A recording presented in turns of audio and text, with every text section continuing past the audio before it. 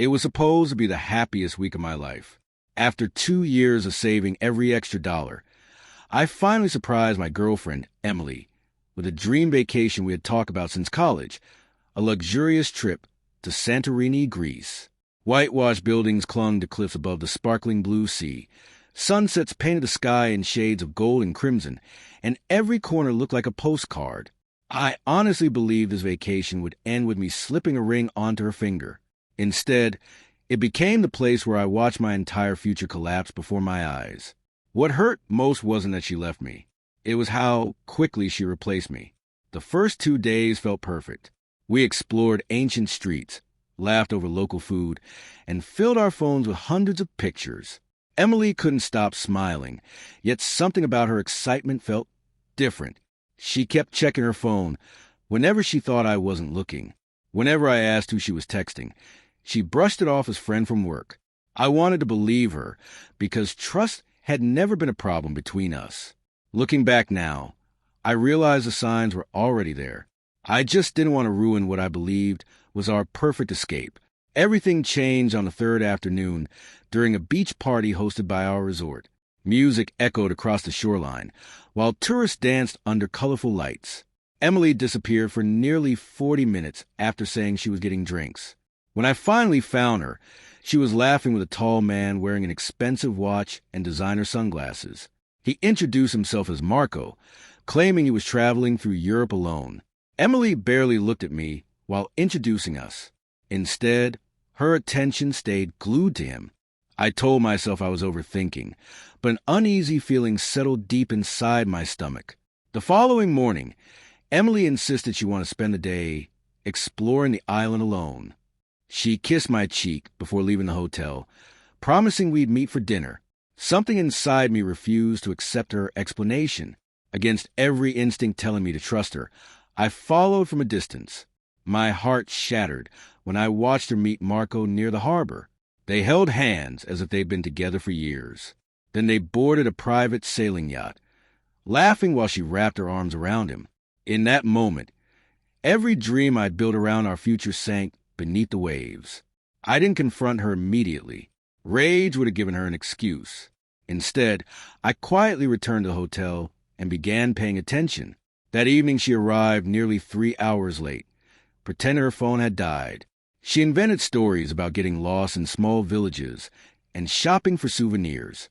She even handed me a cheap keychain as proof. While she showered, her phone buzzed repeatedly on the nightstand. One message lit up the screen. "Can't wait until you're finally free tomorrow night, Redheart. Marco." My hands trembled, but I simply locked the phone and placed it back exactly where she'd left it. The next day, I learned the truth wasn't merely an impulsive vacation romance. Emily had already booked an earlier return flight for herself, without telling me, according to the confirmation email she'd carelessly left open on her tablet. She planned to leave Greece with Marco and spend several days in Italy before flying home together. The vacation I had paid for had become their honeymoon before my relationship had even officially ended. Every ounce of heartbreak transformed into cold determination. I wasn't interested in revenge fueled by anger. I wanted consequences built on truth. Instead of causing a public scene, I spent the evening making quiet phone calls. I contacted the airline to separate our shared reservation and recover the remaining travel credits tied to my booking. I informed the hotel that all future charges connected to my card required my personal authorization. Then I emailed myself screenshots of every reservation, every receipt, and every message I discovered. Finally, I noticed one detail that changed everything. Marco had convinced Emily to leave almost all of her luggage in our shared room because they'd travel light. She had no idea what I planned to do before her flight home. The next morning, Emily rushed out before sunrise, leaving only a short note that claimed she was watching the sunrise with friends. She had no idea I had already packed my own suitcase and checked out the hotel. Before leaving, I asked the front desk to transfer every piece of luggage registered under my reservation into the hotel's secure storage room. Since I had paid for the room and every booking was under my name, they simply followed my instructions after verifying my identification. Then I headed to the airport hours before her departure, not to argue or beg, But to make sure I witnessed a moment, her carefully planned fantasy began to fall apart. When Emily finally arrived at the airport with Marco, she looked happier than I had seen her in months. They laughed together while rolling a single carry-on bag toward the check-in counter. Then her smile disappeared. The airline employee politely explained that her checked luggage had never been delivered to the airport and that only the reservation holder had authorized any baggage transfers. Emily immediately pulled out her phone and called me over and over again.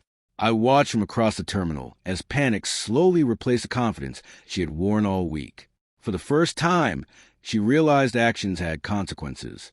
After nearly 20 missed calls, I answered. My voice stayed calm. "Looking for your bags?" I asked. She exploded with anger, accusing me of ruining her trip and embarrassing her in front of everyone. I quietly reminded her that those bags were safe at the hotel, exactly where she had left them while planning a new vacation with another man using the trip I had paid for. Marco stood beside her in awkward silence, hearing every word. Emily demanded that I return immediately, but I simply replied, "You already chose your travel partner. He can help you now." The conversation ended with complete silence on her side. A few moments later, I saw Marco step away from her and start arguing. Apparently, he had believed Emily's story that we had already broken up before the vacation. Hearing the truth, that I had funded the entire trip, and only discovered betrayal days earlier, changed everything. Their argument became louder until airport security asked them to calm down. Marco shook his head in disappointment, grabbed his passport, and walked toward another gate without even looking back. The man she had thrown away our relationship for disappeared in less than 5 minutes. Emily eventually returned to the hotel alone to recover her belongings. By then, I was already sitting in a small cafe overlooking the ocean, watching ferries drift across the water. She found me there after asking the hotel staff where I had gone. For several minutes, she cried, apologized, and insisted she had made the biggest mistake of her life. She claimed Marco had manipulated her and promised her a glamorous future filled with luxury and travel. I listened without interrupting. Then I asked one simple question. If I had never found out, would you have come back and told me the truth? She couldn't answer. I handed her the engagement ring that had remained hidden in my backpack throughout the entire vacation. She stared at the small velvet box, confused.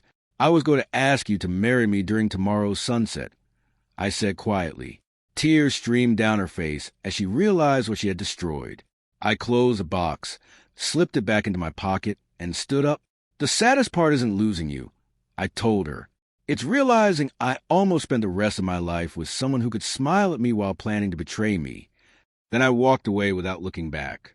Months later, I returned home carrying memories I never wanted but lessons I desperately needed. Friends kept asking whether I regretted the vacation. Surprisingly, I didn't. That island revealed the truth before marriage, before children, before shared mortgages, and decades of misplaced trust. Emily sent countless messages asking for another chance, but none received a reply. As for me, I eventually learned that betrayal doesn't define the person who was betrayed. It exposes the character of the one who chose to betray. She thought she had found a better future with a stranger she had just met. Instead, she lost someone who had been ready to give her everything, and that was a price no dream vacation could ever repay.